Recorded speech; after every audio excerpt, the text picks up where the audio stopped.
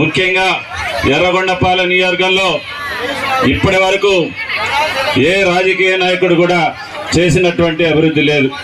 గతంలో 5 సంవత్సరాలుంటే వైసీపీ జగన్మోహన్ రెడ్డి ప్రభుత్వంలో ఎక్కడ కూడా ఏ గ్రామంలో కూడా తట్టమట్టి పోసినటువంటి పరిస్థితి లేదు. ఏ దళిత వర్గాలకు కానీ బడుగు బలహీన వర్గాల వారికి కానీ సంక్షేమాన్ని అందించినటువంటి పరిస్థితులు లేవు. అందుకని మనం మాట ముందు చెప్పాం. గతంలో ప్రతిపక్ష నాయకుడిగా ఉన్నప్పుడు మన నాయకుడు నారా చంద్రబాబు నాయుడు గారు కానీ, అదేవిధంగా మన యువ నాయకుడు నారా లోకేష్ గారు కానీ మరి పాదయాత్ర చేస్తూ వస్తూ మన సమస్యలన్నిటి కూడా విన్నాడు. అందుకనే సూపర్ 6 అనే పథకాలు పెట్టి మమ్మల్ని అందరినీ కూడా ఎన్నికల టైంలో మీ ఇళ్ళ దగ్గర పంపించారు. మేము అడిగాం, అమ్మ మీరందరూ కూడా సైకిల్ గుర్తు మీద ఓటేయండి, చంద్రబాబు నాయుడు గారు ముఖ్యమంత్రి అయినాక ఏదైతే సూపర్ 6 పథకాల్లో భాగంగా అన్ని కూడా మేము నెరవేరుస్తామని చెప్పడం జరిగింది. అందుకని ఆర్థిక పరిస్థితి బాగాలేకపోయినప్పటికీ నిన్నగాక మొన్న ఒక వారం రోజుల క్రితం ఈ రాష్ట్రంలో 10,000 కోట్ల రూపాయలతోటి ఇంట్లో ఎంతమంది బిడ్డలు చదువుకుంటా ఉంటే అందరికి కూడా తల్లికి వందన కార్యక్రమాన్ని ఇచ్చామని చెప్పేసి మీ అందరూ కూడా నేను తెలియజేసుకుంటా ఉన్నా.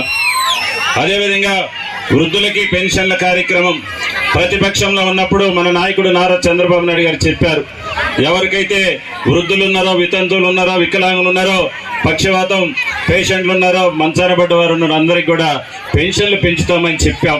మన నాయకుడు నారా చంద్రబాబు నాయుడు గారు మాట ఇచ్చారు. ముఖ్యమంత్రి అయిన వెంటనే 3,000 రూపాయల నుంచి 1000 పెంచి 4,000 ఇచ్చాం. వస్తాడంట బయటకు వచ్చి, అవన్నీ మీరు చూస్తూ ఉన్నారు టీవీలో. మరి మన నాయకుడు అలా కాదు, మమ్మల్ని అందరినీ కూడా కంట్రోల్ చేస్తూ మనం ఏదైతే ప్రజలకు మాట ఇచ్చామో ఆ మాట ప్రకారం మీరందరూ కూడా గ్రామాల్లో తిరగాల, సరైనటువంటి సక్రమైనటువంటి క్రమశిక్షణతో మీరు ఉండాలి, అందరినీ గౌరవించాలని చెప్పేసి ఈరోజు మన నాయకుడు నారా చంద్రబాబు నాయుడు గారు చెప్తా ఉన్నారు. దానిలో భాగంగానే ఇక్కడ గత 5 సంవత్సరాలు ఇక్కడ మంత్రిగా పనిచేశారు సురేష్ గారు. ఎక్కడా కూడా ఒక తట్ట మట్టి పోసినట్టు పరిస్థితి ఎర్రగొండపాలెం నియోజకవర్గంలో లేదు. ఈరోజు మనం గొట్టిపాటి రవి గారు మంత్రి గారి దయ వల్ల ఈ నియోజకవర్గంలో కోట్లాది రూపాయలు ఈ రోజు రోడ్లు మనం వేసుకున్నాం. ప్రతి పంచాయతీకి 10 లక్షలు తగ్గకుండా సిమెంట్ రోడ్లు మనం నిర్మించుకున్నటువంటి పరిస్థితి ఈ రోజు నియోజకవర్గంలో ఉంది. ఇదే కాదు, మన నియోజకవర్గంలో మరి గిరిజనులు ఎక్కువ, చెంచుగూడాలు, లంబాడి తండలు ఎక్కువ. మరి గతంలో 5 సంవత్సరాలు చెంచు యొక్క అభివృద్ధిని, సంక్షేమాన్ని పట్టించుకున్న పాపాను పోలే. ఐటీడీఏ ద్వారా 1 రూపాయి కూడా డబ్బులు ఇచ్చినటువంటి పాపాను పోలే.